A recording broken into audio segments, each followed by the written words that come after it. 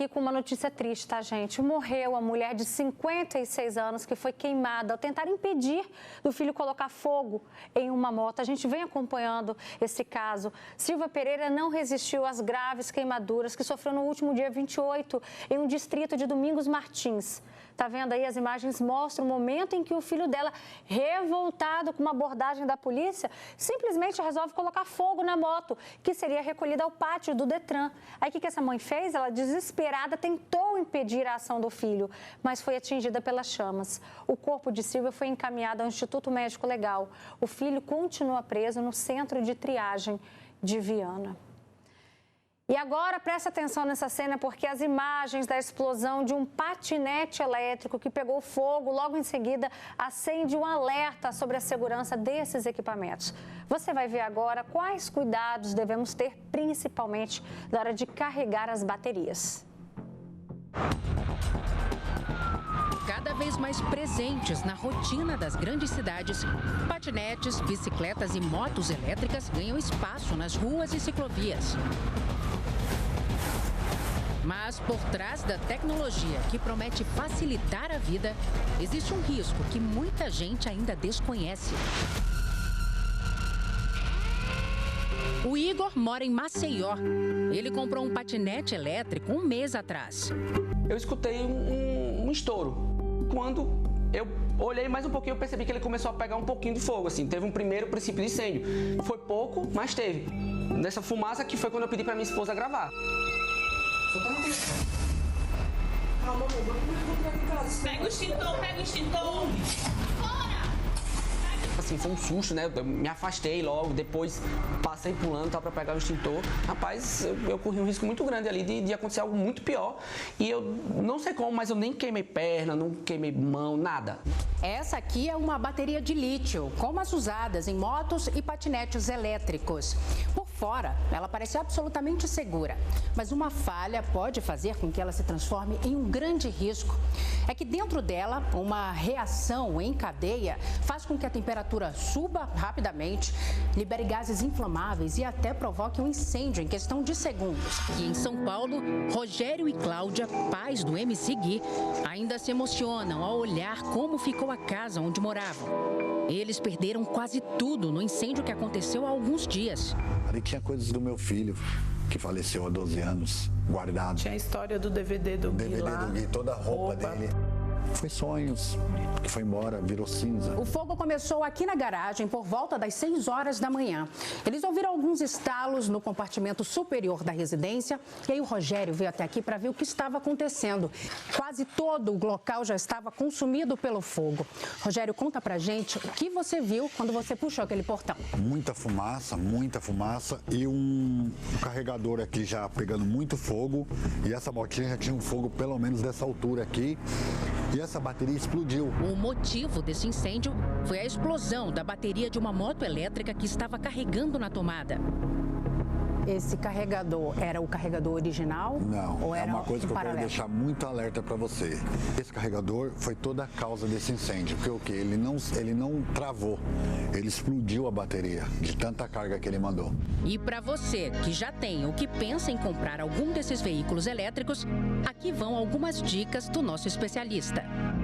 O primeiro ponto é sempre usar os equipamentos originais, né? O segundo ponto é, sempre quando a bateria já estiver completamente carregada, tire da tomada, interrompe a recarga, que aí você tem uma segurança maior de não causar uma sobrecarga nessa bateria.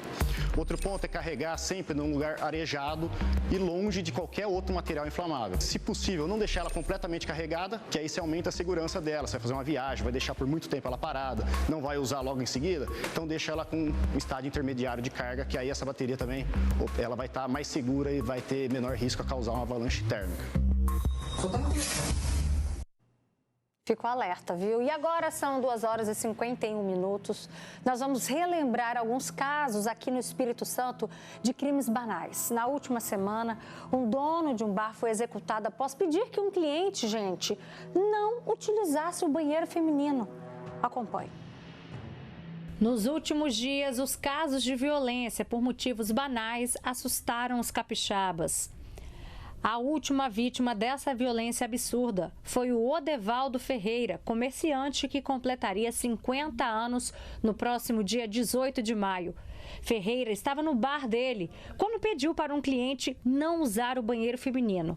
O cliente não gostou e atirou 3 vezes contra o comerciante, que não resistiu. Também na semana passada, uma atendente de uma distribuidora foi baleada depois que um policial civil tentou levar bebidas do estabelecimento sem pagar. Esse caso aconteceu em Jacaraípe, na Serra. A mulher de 31 anos levou 2 tiros, um na perna e outro de raspão nas costas, e segue internada. Um outro caso que chocou todo mundo foi o do casal Francisca Chagviana Dias Viana, de 31 anos, e Daniele Toneto, de 45. Elas foram assassinadas a tiros depois de uma discussão também com um policial militar. Áudios revelam que a motivação da briga teria sido contas de água e luz. As vítimas moravam no mesmo prédio que a ex-mulher do policial, e a divisão dessas despesas estaria provocando várias desavenças. Vamos lá, esses crimes não dizem só sobre a violência. Dizem sobre intolerância, sobre discussões que poderiam ser resolvidas com diálogo, sem armas, sem mortes. E esse é o nosso assunto de agora. Participa com a gente no nosso WhatsApp, porque aqui no nosso estúdio a gente recebe o Jaime Wellington, ele é especialista em segurança pública. Obrigado pela sua presença. A gente também recebe aqui a Arielle Nascimento, psicóloga, que vai ajudar a gente nesse bate-papo tão importante. E também a Francisca. A Francisca, ela é irmã também da Francisca que foi vítima, nesse caso que a gente acabou de relembrar, a Francisca da Chagas Viana.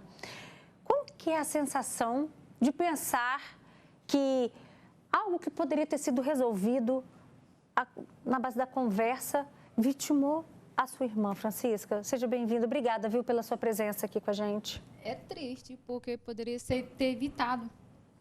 O primeiro crime que esse policial cometeu, se tivesse sido preso, não tinha acontecido. O que aconteceu com a minha irmã e com a Daniela. É triste. É revoltante. Ele executou ela. O Vilas simplesmente chegou e descarregou a arma. Ele é uma pessoa ruim. Ele atira na cabeça para matar. De maneira covarde, né? Sem que a pessoa possa se defender ali naquele momento. Ela não teve reação. Ele chegou, ela estava sentada e executou elas. Simplesmente executou. Não tem motivo nenhum. Elas estavam sentadas as duas e ela estava esperando a viatura. Então, tanto que ela não esperava, porque o que era para dar segurança acabou matando elas. Se fosse um bandido, tivesse chegado, talvez ela até teria corrido, tivesse escapado. Mas você nunca espera da polícia chegar e matar você, executar. Como é que tem sido os seus dias? Não está sendo fácil não, né? Mas, graças a Deus, estou seguindo, tentando seguir em frente. Minha família toda do Maranhão, só tinha eu e ela aqui. Aí eu tive que ir atrás de tudo, estou na luta aí. Eu quero justiça, quero que ele pague o que ele fez, quero que ele seja expulso da polícia, que ele perca a farda e que ele também seja julgado pela justiça comum. Arielle Nascimento, nós resgatamos rapidamente 3 casos que poderiam ter sido resolvidos com o diálogo, mas não. Que as pessoas foram intolerantes e acharam mais fácil naquele momento vitimar, acabar com a vida daquela pessoa, como se isso fosse resolver o problema de quem praticou isso, né? O que está levando as pessoas a agirem dessa forma, de maneira assim, a não parar para pensar nem mesmo nas consequências que podem vir contra elas? É muito difícil, né? Porque a gente está numa época em que a gente tem se distanciado muito desses combinados civilizatórios básicos, né? Ou seja, eu não posso chegar diante do outro de qualquer jeito, eu não posso, diante dos meus afetos, agir de qualquer maneira. Então, a gente tem se distanciado nessa questão civilizatória também do que nos é comum, né? Então, você está falando super bem, quer dizer, quando nos falta a palavra, nos sobra a ameaça, nos sobra a arma, nos sobra, né, a agressão. Mas não é qualquer palavra, a gente está falando da possibilidade de resgatar a nossa comunicação no aspecto de que nós temos em comum. A gente perdeu o que temos em comum, valores comuns, que a vida humana ela tem um valor absoluto, né? A afirmação da vida é a nossa prioridade, é nosso que nos aliança. A gente perdeu a dimensão de que é possível, apesar das nossas diferenças, conseguir resolver algumas situações sem ir pela questão da desavença, porque esse é o ponto. Quando a gente perde o que nos aliança de valor, é cada um por si, e isso é trágico. Quando a gente vai para um lugar de que cada um, então, faz o que quer, a gente volta para a lógica da barbárie.